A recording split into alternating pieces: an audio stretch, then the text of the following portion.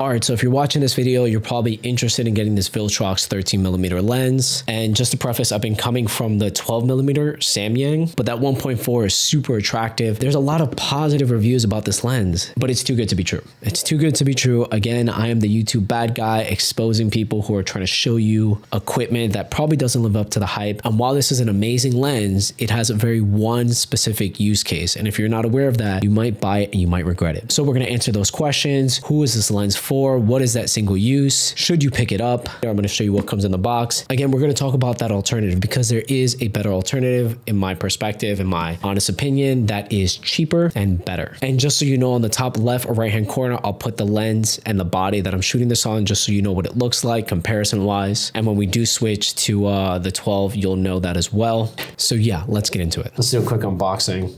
I already have the lens on my camera. I got this used from B&H, which their stuff is pretty good used. You've got this pouch, which I will never open and never use. The lens is on my Sony FX30. Now YouTube really hyped this lens up for me. Here's a lens hood. The lens hood is metal. Let's see if I can give this a little tap. It feels very sturdy. It's gotta be metal. I mean, this is metal right here. This is the size of this lens. This lens is massive. If you're used to the 16mm from Sigma, then you're probably used to this as well. We're gonna do a comparison to the Samyang 12mm, which is significantly smaller. Let me take this off just so you can see it. My FX30, we'll put that here.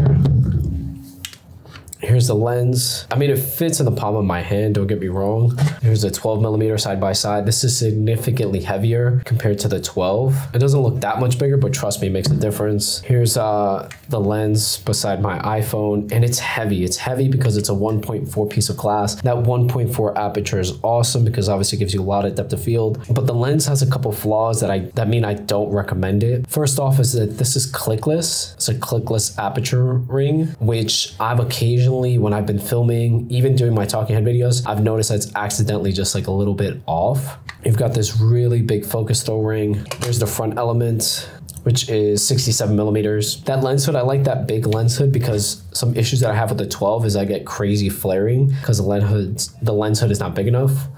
Let's take off the lens hood. It's reversible. I like that this is a reversible lens hood for storage and transportation when I don't need that protection, but I usually keep it on. There's a 12mm.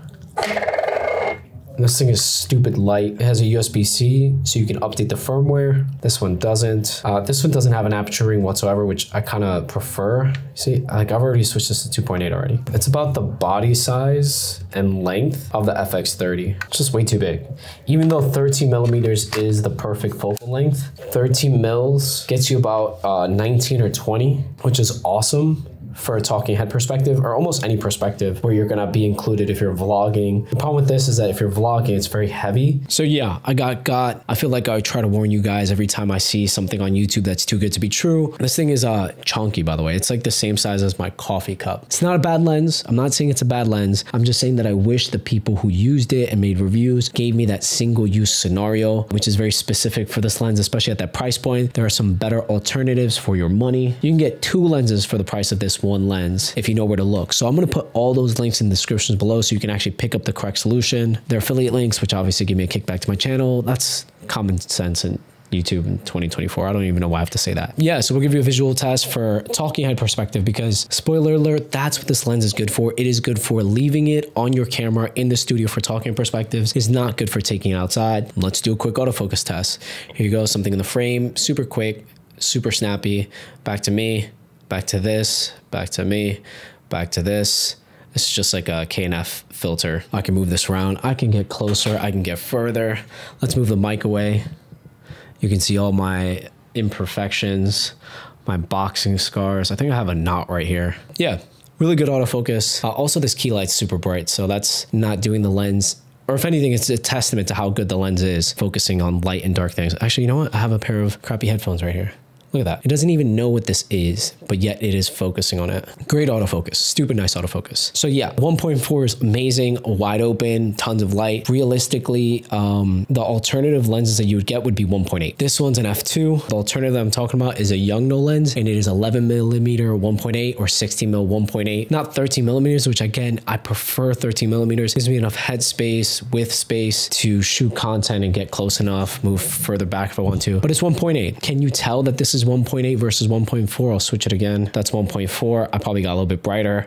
How much depth of field did I gain from going from 1.4 to 1.8? Probably not much. That being said, if you went with the 12 millimeter, if you so chose to do that, you'd be at f2, and look at that, f2 still looks great. Again, this is still on the Viltrox at f2. You're not gaining much for 1.4. Realistically, when it comes to people saying that your content is better, what's more important is a good key light, which is a stupid dome that's blinding me right now. Some edge light, which I have technically right here. I don't know if it's doing anything. This lighting is more important than an f1.4 lens. Realistically, anything that's 1.8 to 2.8 is probably good.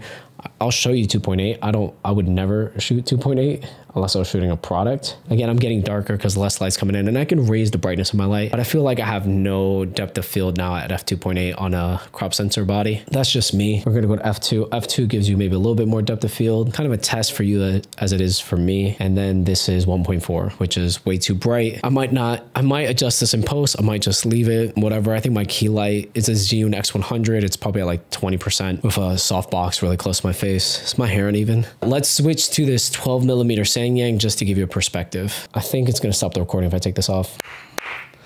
It's clap sync. So that's f2. My whole camera shaking. I don't know if you can tell. That's f2 on the 12 millimeter lens. It's significantly darker. To be fair, also lenses have different color profiles and different things like that. I didn't change anything. The lighting's still the same and everything. This is the Viltrox 13 millimeter right here. I'm gonna be honest with you, if I was shooting on this 12 millimeter more regularly, I would probably increase my key light a little bit brighter. Here's the 13 mil compared to my coffee cup. So bigger than the size of a coffee mug, a little bit heavier. Obviously 1.4 is a lot of glass. The benefits of the 12 millimeter is that it is significantly lighter, especially if you're vlogging. That's a great vlogging lens. But better than this 12 millimeter is again that Yongnuo 11 mil 1.8. Here's like the Sony one, but it has more physical controls. Better than this 12 too. And around the same price, like stupid. Like how can you sell a lens for that cheap? It's amazing. That being said, I said this in my top down portion of the video, but this right here, this aperture ring is not it's declicked, so it's just very smooth, and it's very easy to bump this when you're shooting with this lens. The focus pull right here is very nice, very big, but that's a good thing. It makes the lens very good if you're manually focusing. But again, I want to preface, if you are really adamant of having a 13 mil focal length, 19 mil equivalent with this, you have to understand that this is a lens that you should keep in your studio. It is too heavy, too cumbersome to be lugging around or putting in a bag. It is very intrusive, and that 1.4 is not going to do you much in terms of cinematic quality, because 1.4 to 1.8, 1.6 is fairly indistinguishable to the human eye, unless you're shooting something so special, which I doubt any of us are.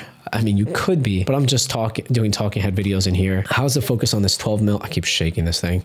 How's the focus on the 12 mil? I don't think this Samyang is as fast. The 13 mil is stupid fast. So let's answer that question. Who should pick up the Viltrox 13 millimeter lens? Well, like I said in the beginning of the video, it is for somebody who's gonna leave this in their studio and wants the best depth of field possible for their talking head video. Just a talking head camera. I wouldn't use this for cinematic shots, for B-roll, for products, for anything else. Just a talking head lens. And for $500, that's pretty pricey, especially when you have options like the 16 mil f1.8 or the Sigma 16 mil 1.8, I think it is. I don't know, whatever that lens is that's super famous. I like this better though, because at 13 gives you so much space. So yeah, that's pretty much it. Thanks for tuning in. Stay tuned for more content as I tell you guys the truth about products. Like, comment, subscribe. If you want to pick up any of this gear, check the links in the descriptions below, and I'll see you in the next one. Also, I should probably reset this focus.